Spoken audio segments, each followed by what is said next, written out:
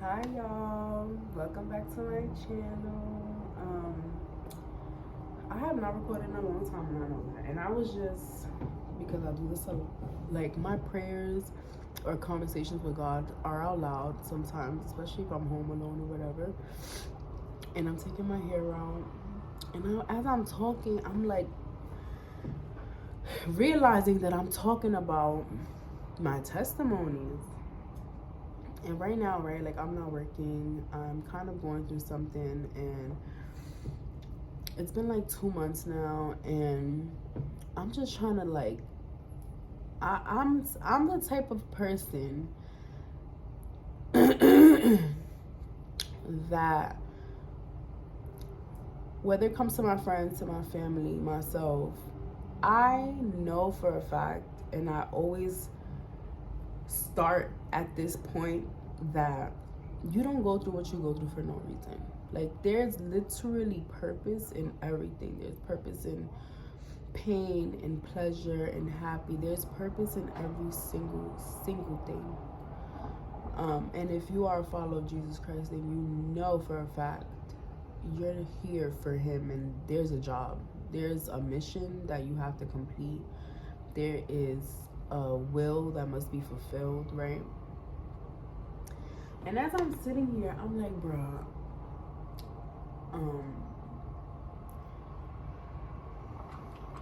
what have I learned? Like these 2 months being in this type of position, like what have I learned? What is it that I feel like I needed to take away from this? And I can't help but feel these two things right now. Which this first thing I'm gonna say it because it was the first lesson that God exposed to me, and that's trust no man. Literally, I look so crazy. I wish I looked more appealing with the word I'm about to say, but I felt it right now. I haven't been recording. I have videos in my phone, but I'm like, I don't want to post that. I don't want to post that. I don't know if I'm ready to speak about that, whatever. But I'm gonna say it, and who knows, maybe this will get uploaded, maybe this won't. But that's the first thing. Trust no man. Nobody is in control of anything except for God. Literally. Nobody is in control of anything. Somebody could tell you, oh no, you could apply for a job, oh you're not qualified. They might call your ass, they might interview your ass, you might get the job. You know why? That's called the favor of God.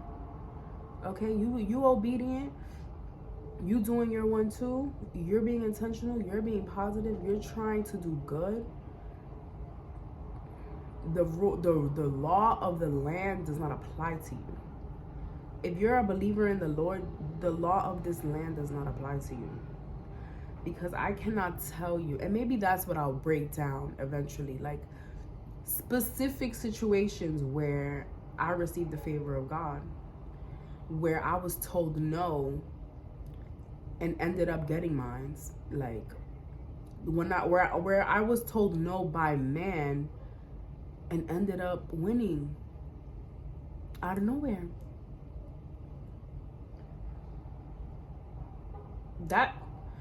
That's why it gets me really mad when people say you can't see God. Like how you gonna believe something you can't see? You choose not to see him. But the Bible says if your heart is pure, you will see the Lord. You will see. And I am here to say I have seen the Lord. I see the Lord. That's why I'm just like, I don't get how people say that, because, and I've always known that my heart has been pure. Even through situations where I may have not made the best decisions, I've hurt people, I've never maliciously, like I've never done something to want to maliciously put someone in harm, in hurt, in cry. And if I've done that, it was never intentional. If anything, I was trying to probably satisfy myself and also trying to please all parties, which obviously we all know, like that also doesn't help, and that doesn't always cause for people not to be hurt, because you can't please everybody. That's the reality. You can't. But one thing I learned, and I know that God had put me in this position to know and believe, and it truly changed my mind about how I see things, is that you are not to trust in no human. You are not. And that does not help me with my trust issues, because I know a lot of the baggage that I carry has to do with me not trusting people. But once I realized, or maybe the revelation was revealed to me, that like, stop believing in humans. Like, put your trust in God and you'll see. Put your trust in God and you will see. And when I tell you, that is the most liberating thing I could have ever done for myself. It's to the point, honestly, that I be scaring myself. Like, I'm like, Jennifer, do you not worry about nothing? And don't get me wrong, I'll get thoughts of worry, like, oh my God, what I'm gonna do? But it don't last long. It doesn't last long. Like,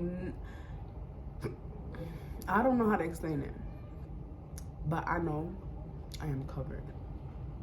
I'm covered.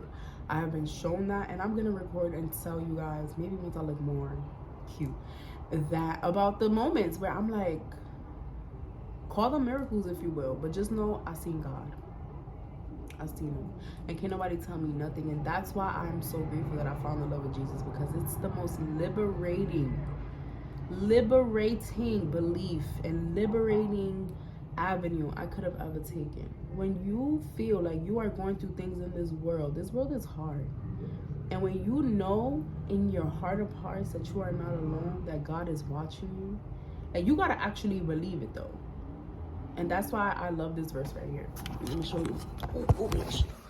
This verse, I don't know if you can see it. I mean, look at this hair, y'all. Look at this verse right here. This verse, look that up. Or matter of fact, no. I'm gonna read it to you because I got my Bible right here, because I was journaling. I'm gonna read it to you. And I got that frame from a Bible study group I was a part of. And it was like my first time, and she was like, you know, what's your favorite verse? And I was like, honestly, I don't have one. I hurt my knee. Oh, that hurt it. You know when your heart, ooh, you know when you skip a breath? Yeah. Let me get to y'all, because the enemy will not win. Hold on. It's Hebrews 11:6. I'm gonna read it to y'all, and I pray this resonates with somebody.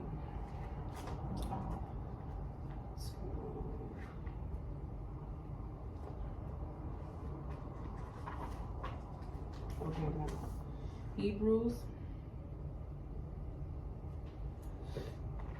So we're in the book of Hebrews, right? Now I'm gonna go to chapter 6. Hebrews 6, verse 11.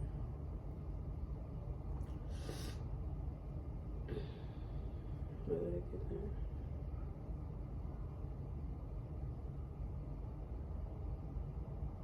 I'm bugging.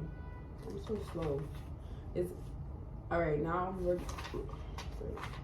right. This is the book of Hebrews. Now we're gonna go to chapter 11 here, and we're gonna look for verse 6.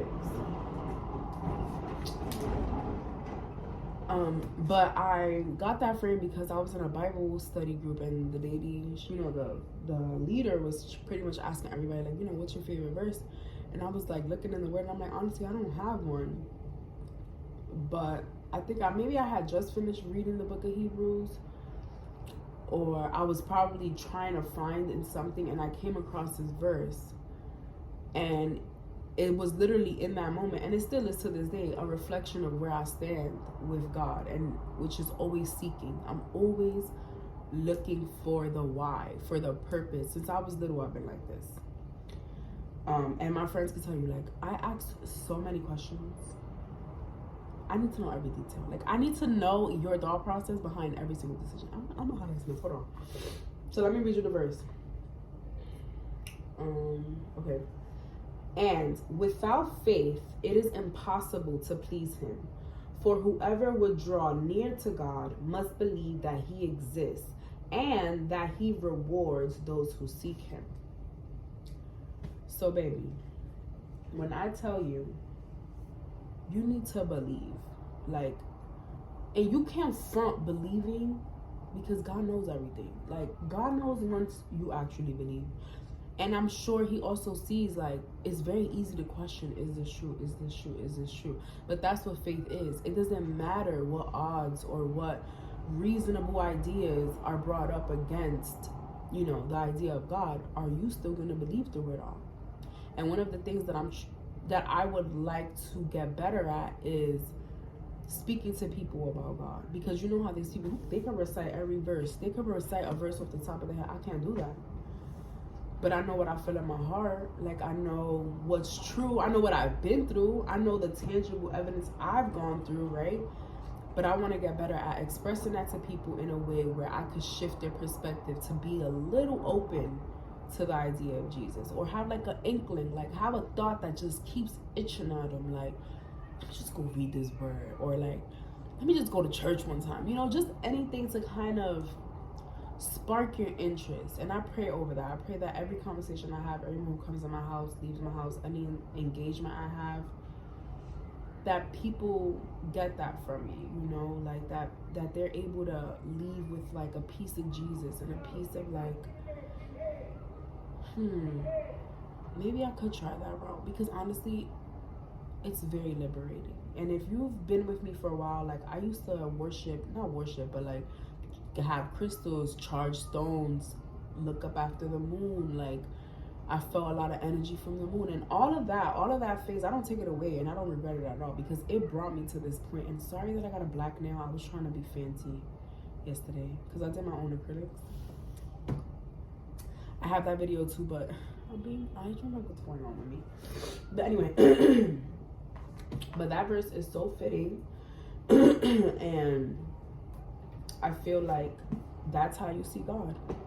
You see him by seeking him and by genuinely wanting to be like him and acting in your real flesh life how he would. And once you're pure and your intentions are pure and you're moving with honest and genuine motives, things will happen for you. And just to kind of show you, I don't have it all together, and I don't, how can I say this? Like, I'm not in a place where I want to be with the Lord. Like, I wish I was way more disciplined, way more invested, read my word way more, went to more community groups, or like went to prayer meetings. Like, I'm not even there, you know, but I am in a space where I know God is the way, the light, and the life, and the truth. And I don't want to live a life without him. No ma'am, no ham. I've been there, and I don't want to do that again. And I will also say that there's a lot of stuff that I'm still like, why would you do that? Or how does that make sense? Like, a part of the book, I can't get jiggy with it because I don't know enough yet. I'm probably ignorant to that, or maybe I just haven't had it revealed to me. It's the whole marriage thing. Like, I want love, right? Like, of course I do. I'm not with nobody now because I don't want just a fling. I don't want it to be a flesh-driven relationship. Like, I want a man to want me, and I want to want a man because we simply want each other. I don't want to have to need you. I don't want to have to, I don't want a forced situation. No, I want us to genuinely want us to work because we care about one another and we both are choosing to be in that situation. So there's a lot in the Bible when it comes to marriage, like, that I really just be like, for example, like, I don't like the fact that we gotta involve the law. You know, like, you know, have you seen Grey's Anatomy and they put it on the poster, like, we are married as a boom, boom, boom, and they put it on the poster. And because we put it on a poster, it's true. That's how I feel. I don't feel like I need to go to the courthouse to marry you. I think everything is a matter of choice. If you and I agree today that we are married, that you propose to me and we are married, then we're married, right? There's a lot of stuff that I'm still questioning, that I maybe I haven't gotten there in my life yet to have to deep it into the Bible that much. So that's probably why I'm ignorant to the topic right now. But I am just a work in progress, and I'm just trying to get closer to God, you know, at the end of the day. One thing that I just started also learning about, because another thing is, I'm not praying over my husband that I don't even know yet, but people do that. People say you should pray over your husband now. There's mothers who pray over their children's spouses, and their children, they're still little kids. And I'm like, bruh, like what? But now I'm starting to see why, especially in like just certain situations I've kind of indulged in. It's like, I see why they start praying for y'all early. That's trifling. But it's just like, baby, I don't want to need a man. Like, my whole idea of a partner, of a relationship, is because I want him. Why am I, if I meet somebody who I feel like, oh, okay, maybe then I'll start praying. And like, God, if this is for me, please show me, you know, all of that. But like, I don't know about praying for a man right now. Then that leads me to the thought, like, girl, then maybe you're not ready to receive a husband yet, you know? So I don't know, like, I'm still a work in progress. All I'm here to talk to y'all about is don't trust no man, trust in the Lord. That's one of the lessons that I have scrumped. Okay, they scrumped at me while I've been going through this little season these past 2 months. One more thing, and this I just got a revelation on. I am going through a moment of self-validating my worth. Now, I've always been confident. I feel like I've always known I'm like a delight to be around. Like, I'm such a joy. I feel beautiful. I know that I'm funny, smart, intelligent. Like, I know all these things about me. But I also know that I have always needed like validation and reassurance in different things from different people, different circumstances. When it came, especially, I've gotten better in a lot of areas. The areas that I have not gotten better is as far as my work. And I guess my gifts, like the things that I know I'm good at, the gifts that I have, which are, I'm a very fast learner, right? So like, and I also love cosmetology. I could do my own nails, I could do my own hair, I could do other people's hair, I could do makeup, I sing, I act. I have a lot of gifts, but I keep them to myself. I don't like to, in school, of course, I like let it out. I let people see I was participating in all these things, but like as an adult, life's too hard, and I'm just kind of like, even now with this YouTube video, I have not posted in like over 5 months because the situation that I'm currently going through kind of took me away from the love that I have for creating, for being creative, for creativity. Now I'm on this, 2-month little thing, and I find myself trying to seek the things that feed my spirit, that feed my soul. And I'm so happy and grateful to my Lord and Savior Jesus Christ that He's shown me that He is the number one thing that I need to keep my focus on at all times. So that's something that I definitely incorporate in my day. I'm always talking to God. I'm always seeking. I'm doing my devotionals. Like, it may not do nothing for you. It does a lot for me. So I'm not saying go and do it. I just know I see a difference in my day. And also getting so much validation just around the decisions I've made so far has helped me tremendously validate my own worth. I've been put in situations where I've had to walk away, even though I didn't want to, even though I like the situation, because it's not worthy of me. And that is something that, like, I'm still, I guess, confirming, but I really feel that way. I really feel like, and then when I make these decisions, I feel the favor of God. So I'm like, okay, I must be doing something right. As much as it feels like in the flesh is wrong, I feel like in the spirit is right. It's what I'm supposed to be doing. So I'm just here to say, seek the Lord. Have faith in God. Even if you're a non-believer, atheist, whatever. Try Jesus. Like, just try Jesus.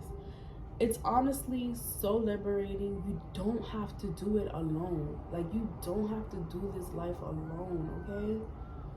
I pray that this resonates with the right person, that whoever sees this just receives it, and that it applies fruits to your life. It may be fruitful to whatever it is that you're going through. May it give you a peace of mind. May it persuade you to seek him. Because when I tell you, I am not in the greatest situation right now, but you couldn't tell. And that's the favor of the Lord.